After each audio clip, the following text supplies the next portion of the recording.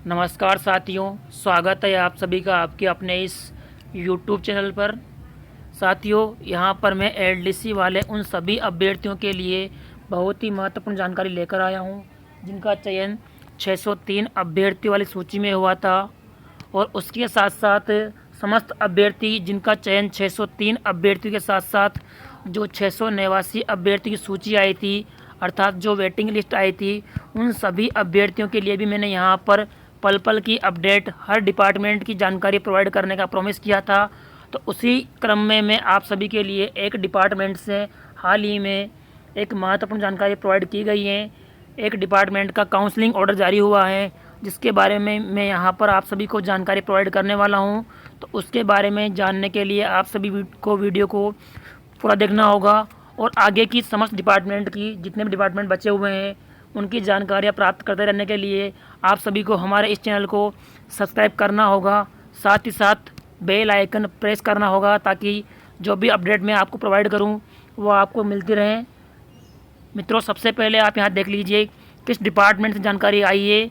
कृषि आयुक्तालय राजस्थान जयपुर, राजस्थान सरकार के अधीन कृषि आयुक्तालय जयपुर से 27 मई 2021 अर्थात आज सायं राजस्थान अधीनस्थ कार्यालय मंत्रालयिक सेवा नियम 1999 के अनुसरण में राजस्थान कर्मचारी चयन बोर्ड जयपुर द्वारा अधीनस्थ कार्यालयों में कनिष्ठ सहायक संयुक्त प्रतियोगी परीक्षा का आयोजन किया गया था।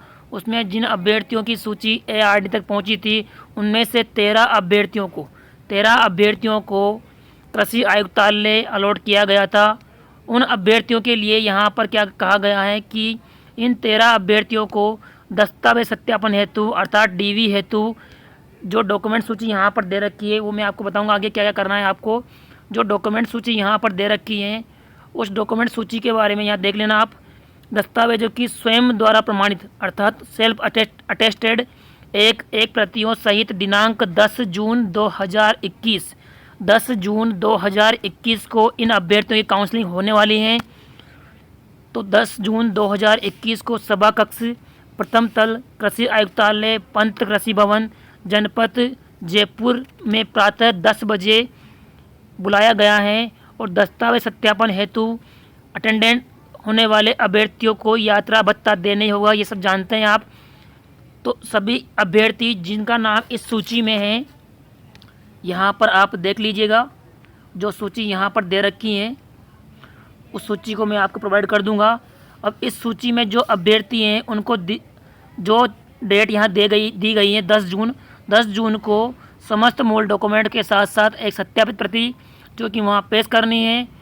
उसके बाद ही इन सभी अभ्यर्थियों के लिए अलग से ज्वाइनिंग ऑर्डर प्रोवाइड किया जाएगा। इस संबंध में यहाँ पर स्पष्ट रूप से लिखा हुआ है। अब यहाँ पर जो 13 अभ्यर्थी हैं वो यहाँ आप देख लीजिएगा। इन 13 अभ्यर्थियों को कृषि आयुक्तालय अलॉट किया गया है। इसके बाद में डॉक्यूमेंट के बारे में यहाँ आप देख लीजिए क्या क्या कहा गया है। शैक्षणिक योग्यता, सबसे पहले आपकी जो क्वालिफिकेशन है और 10th की मार्कशीट, CC, उसके अलावा बाकी चीज़ें, मूल निवास प्रमाण पत्र, मेडिकल सर्टिफिकेट भी मंगाया गया है। तो जो अभ्यर्थी इस सूची में शामिल है वो अपना स्वास्थ्य प्रमाण पत्र अवश्य रूप से बनवा ले। 7 तारीख या 6 तारीख के आसपास अपना स्वास्थ्य प्रमाण पत्र अवश्य रूप से बनवा ले। और उसके अलावा जो अभ्यर्थी हैं जिनको जाति प्रमाण पत्र बनवाना है उसमें ST, SC, OBC और MBC सहरिया, इन सभी अभ्यर्थियों को अपने जाति प्रमाण पत्र देने होंगे। इसके अलावा 2 राजपत्रित अधिकारियों द्वारा जारी नवीनतम CC, तो ये आप 4 तैयार करवाएं ताकि आपको 2 तो काउंसलिंग में और 2 आपको ज्वाइनिंग टाइम पर देने में दिक्कत ना आए। इसके बाद में यहाँ पर दे रखा है कि अविवाहित पुरुष एवं महिला अभ्यर्थियों को स्व हस्ताक्षरित घोषणा पत्र देना होगा। और विवाहित होने की स्थिति में यदि विवाह 22/5/2006 के बाद हुआ है तो राज्य सरकार द्वारा अधिसूचना 22/5/2006 के अंतर्गत विवाह का पंजीयन होना अनिवार्य है। तो उस संबंध का जो प्रमाण पत्र है वो देना होगा। अगर नहीं है तो आप सभी को शपथ पत्र बनवाने होंगे, जो मैं आपको पहले भी जानकारी प्रोवाइड कर चुका हूं कि शपथ पत्र कैसे बनवाने हैं। इस प्रकार से इन सभी अभ्यर्थियों को दे रखा है। और उसके बाद में अगर किसी अभ्यर्थी के नाम या उपनाम में कोई गलती है, त्रुटि है डॉक्यूमेंट्स वगैरह में, तो उस संबंध में आप पॉइंट नंबर 14 रीड कर लीजिए। अभ्यर्थी द्वारा आवेदन पत्र में अंकित नाम, उपनाम, योग्यता, जन्मतिथि आदि किसी प्रकार की गलती है तो उसके लिए आपको एफिडेविट लगाना होगा ताकि आपकी गलती को नकारा जाए। और इसके बाद यहाँ लिखा हुआ है कि राजस्थान सेवा नियम 1988 के नियमों के तहत भूतपूर्व सैनिकों के लिए अलग से प्रावधान है। बाकी सभी अभ्यर्थियों की जानकारियाँ दे रखी है। ये सूची मैं आपको टेलीग्राम चैनल पर प्रोवाइड कर दूंगा, वहाँ से जाकर इस सूची को ले सकते हैं आप, और ये PDF वहाँ से लेकर आप समस्त प्रकार की जानकारी प्राप्त कर सकते हैं। अब जो एफिडेविट है क्या बनवाने हैं उस बारे में आप देख लीजिए। यहाँ जो परफॉर्म दे रखे हैं, स्वास्थ्य प्रमाण पत्र आपको ये बनवाना है। इस स्वास्थ्य प्रमाण पत्र पर आपको आपके निकटतम सक्षम चिकित्सा अधिकारी की सील व सिग्नेचर होनी चाहिए। इसका जो प्रारूप है, ये जो यहाँ पर दिखाई दे रहा है वाटरमार्क, ये आपको बिना वाटरमार्क वाला जो PDF है वो प्रोवाइड कर दूंगा ताकि आपको सीधे यही प्रिंट निकलवाने में आसानी रहे। और उसके बाद में अगला जो फॉर्मेट है वो दे रखा है, कार्मिक विभाग की विज्ञप्ति के दौरान संतान संबंधी घोषणा पत्र, वो भी आपको यहाँ दे रखा है।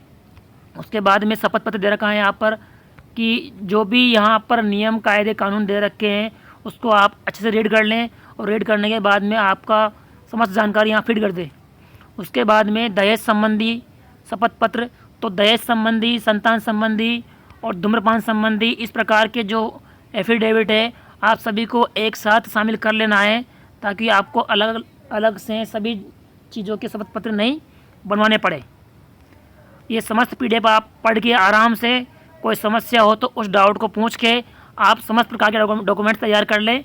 और आगे भी समस्त डिपार्टमेंट की जानकारियाँ प्राप्त करने के लिए मैं आपसे फिर बता रहा हूँ कि हर जानकारी आपको एकदम ऑथेंटिक ही मिलेगी। और इसके बाद में जो अगला वीडियो आएगा उस नेक्स्ट वीडियो में मैं आप सभी को शिक्षा विभाग में जिन 603 अभ्यर्थियों की सूची में 150 अभ्यर्थियों को अलॉट किया गया था, उन 150 अभ्यर्थियों के लिए मैं डिस्ट्रिक्ट चॉइस फिल करने का जो लिंक आएगा उसके बारे में मैं आपको जानकारी प्रोवाइड करूंगा। तो इसके लिए आप हमारे चैनल पर बने रहिए। धन्यवाद दोस्तों।